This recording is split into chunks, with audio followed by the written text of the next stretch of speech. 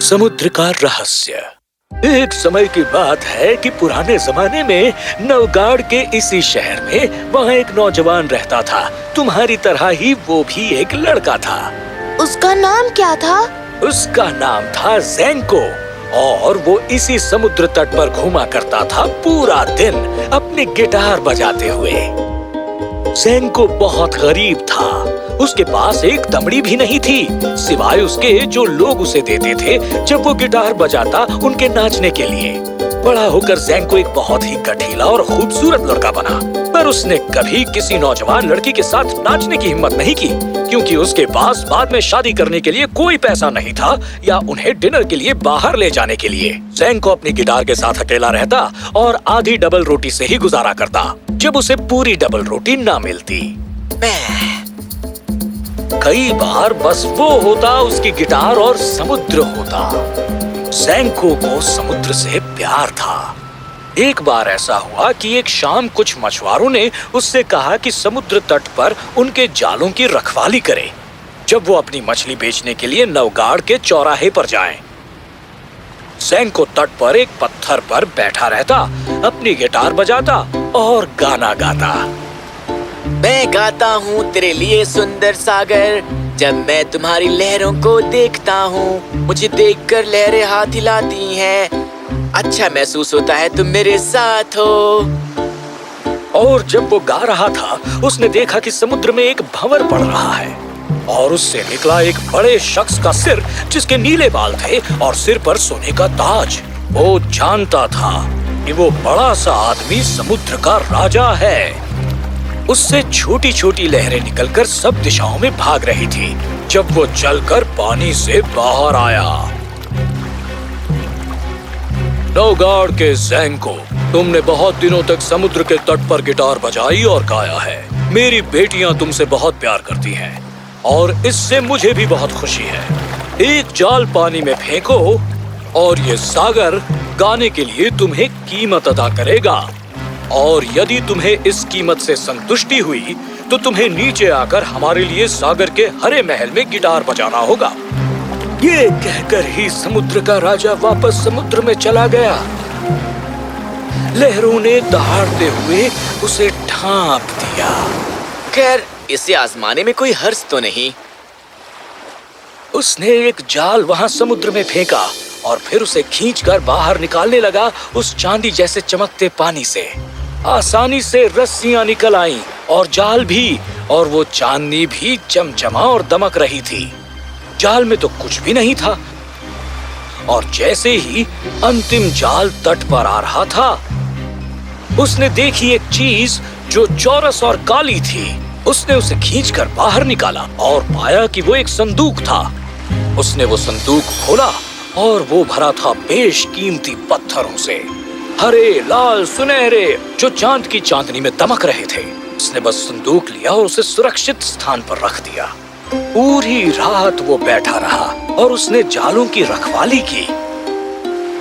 सुबह मछुआरे आए और उसे पूरी डबल रोटी दी अपनी जालों की रखवाली के एवज में। अब एक गरीब इंसान के रूप में ये मेरा अंतिम भोजन है। ज़ेंको शहर में चलकर वहां गया जहां उसने कुछ पत्थर बेचे, और उनके बदले उसे जो भी मिला उससे उसने बाजार में एक दुकान स्थापित की। छोटी छोटी चीजों से बड़ी बड़ी चीजें हुई और वो जल्दी ही नवगाड़ में सबसे अमीर व्यापारी बन गया।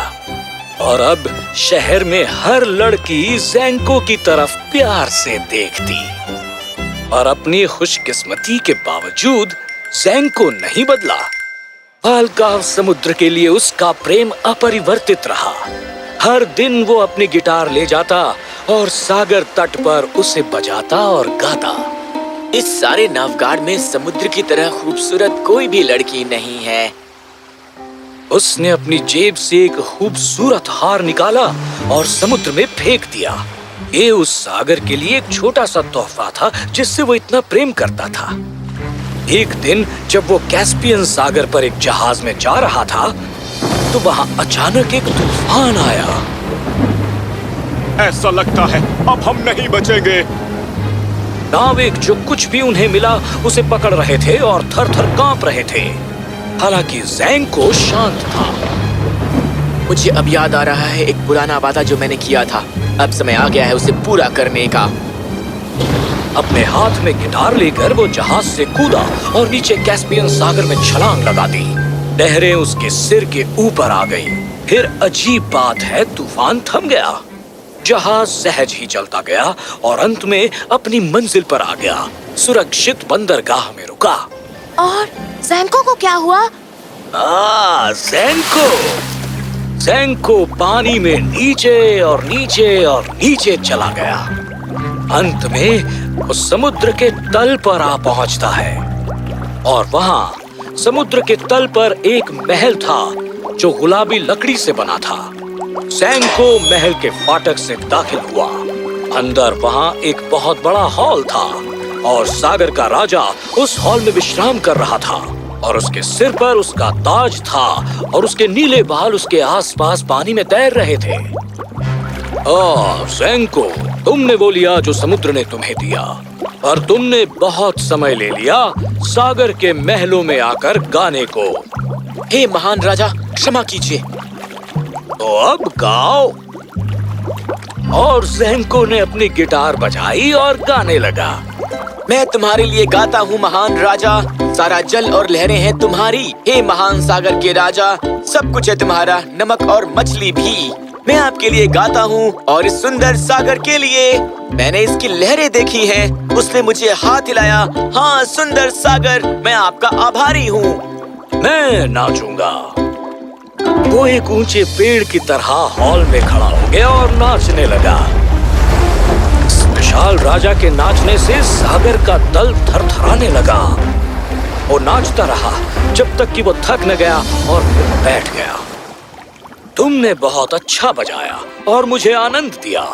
मेरी 3 बेटियां हैं और तुम उनमें से एक को चुनोगे और उससे विवाह करोगे और सागर के राजकुमार बनोगे। मैं पूरे आदर से कहना चाहूँगा, मेरे ख्याल से कोई ऐसी स्त्री नहीं है जिससे मैं प्यार कर सकूं उस प्यार से ज्यादा जो मैं सागर से करता हूँ। राजा ने ताली बजाई और फिर वहां अंदर आई सागर के राजा की 3 बेटियां जो बहुत ही सुंदर और प्यारी थीं। पर ज़ेंको सबसे छोटी वाली को देखकर मुग्ध हो गया। वो मेरे सागर की ही तरह बहुत सुंदर है। उसने उसकी तरफ ऐसी आंखों से देखा जो उन सितारों की तरह चमक रही थी जिनका अक्स सागर पर पड़ता है। उसके बाल काले थे, रात के समुद्र की तरह। सागर के राजा ने अपनी सबसे छोटी बेटी का हाथ ज़ेंको के हाथ में दिया और उन्होंने एक दूसरे को चुंबन किया। तभी ज़ेंको ने उसके गले में एक हार देखा और एकदम उसे पता चल गया कि ये वही हार है जो उसने सागर के लिए एक तोहफे के रूप में फेंका था। और ज़ेंको खुशी से हंसा और सागर के राजा की सबसे छोटी लड़की को गले लगा लिया। वो भी उसके गले लग गई। जल्दी ही उनका विवाह हो गया और सागर का राजा शादी की दावत पर इतना हंसा जब तक महल कांपने न लगा और मछलियां सभी दिशा में तैरने न लगी। और दावत के बाद ज़ेंको और उसकी दुल्हन इकट्ठे उसके महल में गए और इससे पहले कि वो सोते उसने कहा, ओह ज़ेंको, तुम मुझे भूल तो नहीं जाओगे? तुम कभी कभी मेरे लिए गिटार बजाओगे और गाओगे? अब मैं तुम्हें कभी अपनी नजरों से अलग नहीं करूंगा। और जहाँ तक संगीत का सवाल है, मैं पूरे दिन बजाऊंगा और गाऊंगा। वो शायद हो। ये कहकर वो सो गई। ज़ेंको को भी नींद आ गई। बीच रात ज़ेंको ने बिस्तर पर करवट ली और उसने अपने बाएं पांव से राजकुमारी को छुआ और वो जनवरी के बर्फ की तरह ठंडी थी। और सर्दी की उस छुअन से वो जाग गया और देखा कि वो नवगाड़ के सागर के किनारे आसमान के नीचे लेटा था। दादाजी, उसके बाद उसके साथ क्या हुआ? बहुत सी कहानियां हैं। कुछ कहते हैं कि वो शहर में गया और एक व्यापारी बन गया, पर मेरा मानना था कि उसने अपनी गिटार ली और सागर के बीचों बीच तैर कर गया, पानी में गोता लगाने अपनी राजकुमारी को ढूंढते हुए। एक कहते हैं कि उसे वो मिल गई और वो अभी भी रह रहा है उस गुलाबी सागर के महल में। और जब बहुत बड़ी लहरें आती हैं, तो शायद तुम्हें इसका आभास हो जाए कि ज़ेंको अपनी गिटार बजा रहा है और गा रहा है और समुद्र का राजा अपना भयंकर नाच नाच रहा है जिससे लहरें उठ रही हैं। तुम्हारे ख्याल से क्या हुआ होगा? वो अपनी राजकुमारी के पास वापस चला गया होगा। ओह अच्छा, पर ऐसा क्यों? क्योंकि उसका एक खुशनुमा अंत है, और जैसा आप कहते हैं कि हर कहानी का एक खुशनुमा अंत होना चाहिए। और याद रखो, यदि ये खुशनुमा नहीं है तो ये अंत नहीं है।